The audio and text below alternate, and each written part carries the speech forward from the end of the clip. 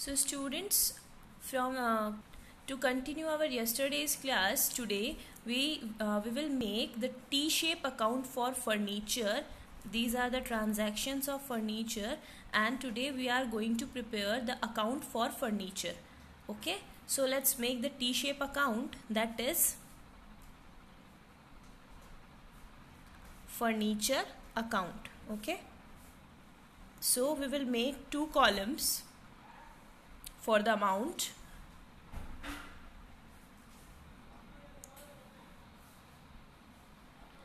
That is amount.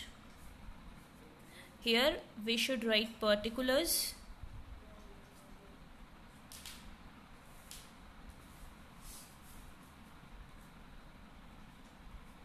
Okay, so this is the format of our T-shape account.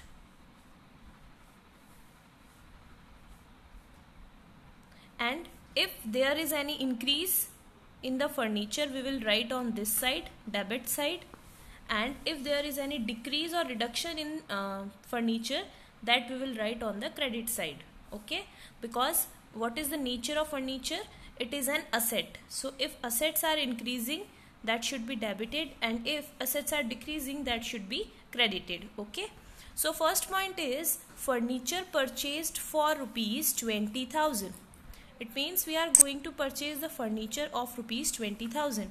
So if we are purchasing it, it means the furniture value is increasing by 20,000. So we will have to write on this side. So if we will purchase the furniture, we will give the cash. So students, debit side we will write a word that is to, and on the credit side we will write buy. Okay, so we will write here cash, and I can write in the bracket that is furniture purchased. Okay, and amount was rupees 20,000. Come to the next one, furniture sold costing rupees 5,000. It means we are going to sell our furniture. So I am writing it on this side, that is buy furniture. We can write on the bracket that is buy cash, and we can write in the bracket that is sold, because if we will sell the furniture, it means we will receive the cash. So I am writing here buy cash rupees 5,000. So we have done two entries. Now come to the third one, furniture again purchased for rupees 8,000. We are purchasing again, so we will write here to cash, furniture purchased of rupees 8,000. Okay, the same entry, it means the furniture is increasing, and that is on the debit side. Old furniture discarded for 2,500. It means some of the furniture value 2,500 has been discarded. It means हमने पुराना furniture बाहर निकाल दिया है. So it will reduce the value of our furniture, and if there is any reduction, we will write on this side. So I am writing here furniture discarded. Okay, so that is 2,500. Next one is value of furniture was reduced by 2,000. See students, whenever our value of furniture has been reduced, any asset value of any asset, if there is a reduction in the value, that is called depreciation.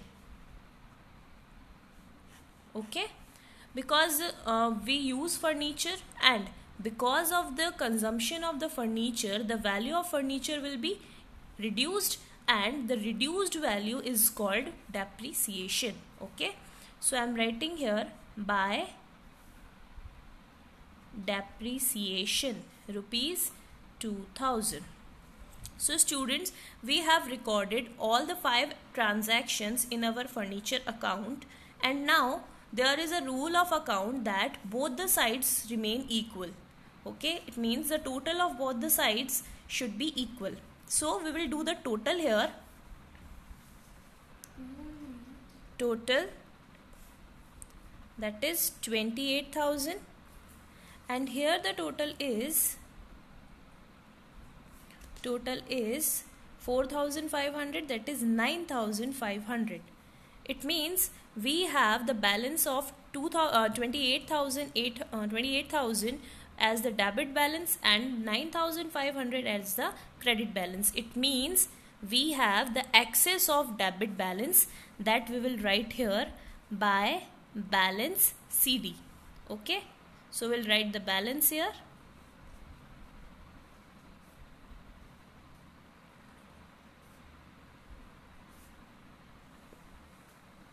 By balance CD means this is the balance we will carry it down when we will prepare the furniture account again.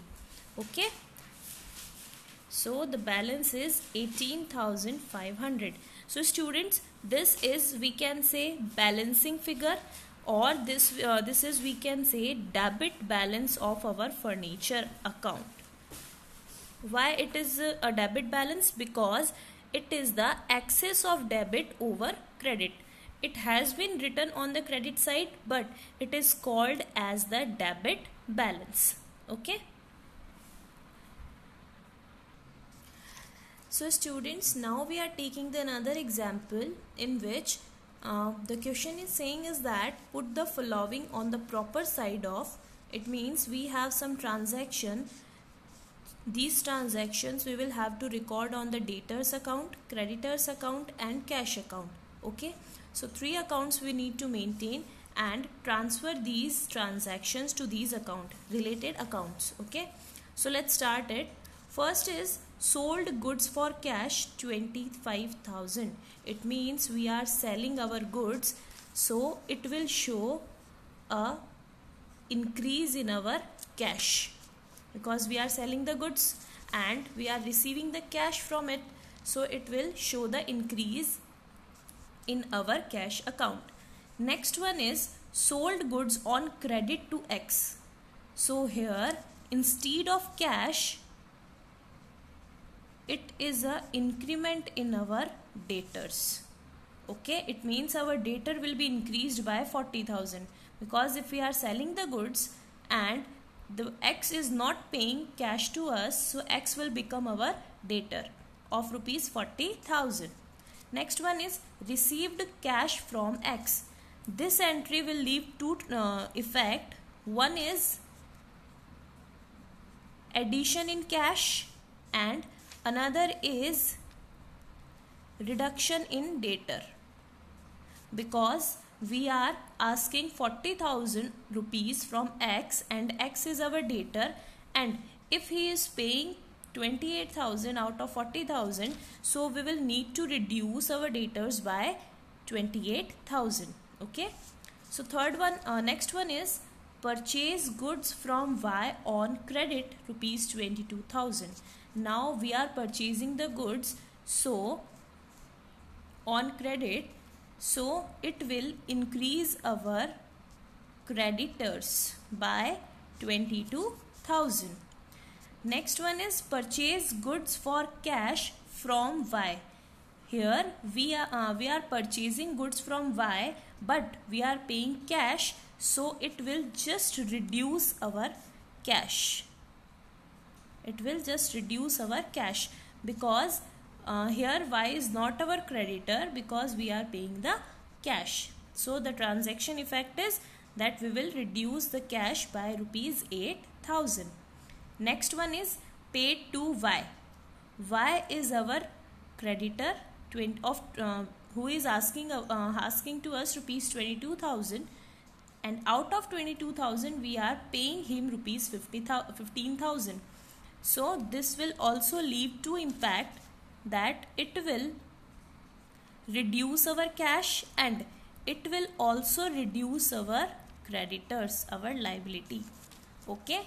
Now we are going to record all these transactions in the accounts. So first is increase the cash by 25,000 and we are selling the goods. So students, I have prepared our 3 accounts: cash account, debtors account and creditors account.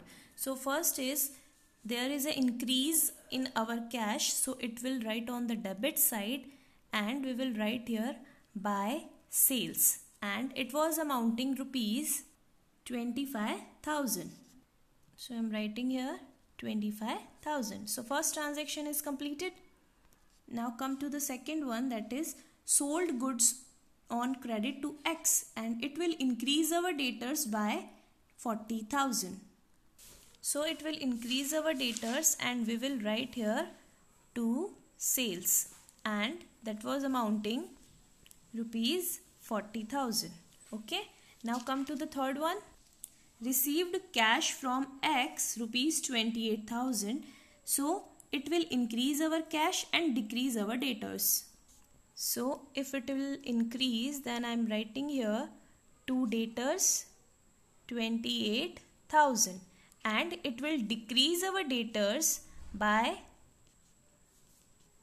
cash 28,000. Okay. So it will increase our debtors and it will decrease our increase our cash and decrease our debtors. Okay. Next one is purchase goods from Y on credit. So it will increase our creditors by 22,000. So students, creditors is a liability account. So if it will increase, it will written on the credit side. Okay. So I am writing here by purchase and the amount was rupees 22,000. Okay. So the second last is purchase goods for cash from Y, that is 8,000.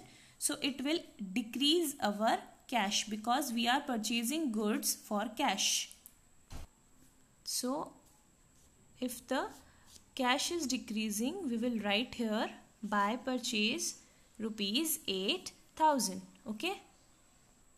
The last one is paid to Y 15,000. We are paying the cash, so our cash has been decreased and our creditors also decreased because we are paying cash, so our liability is also decreasing.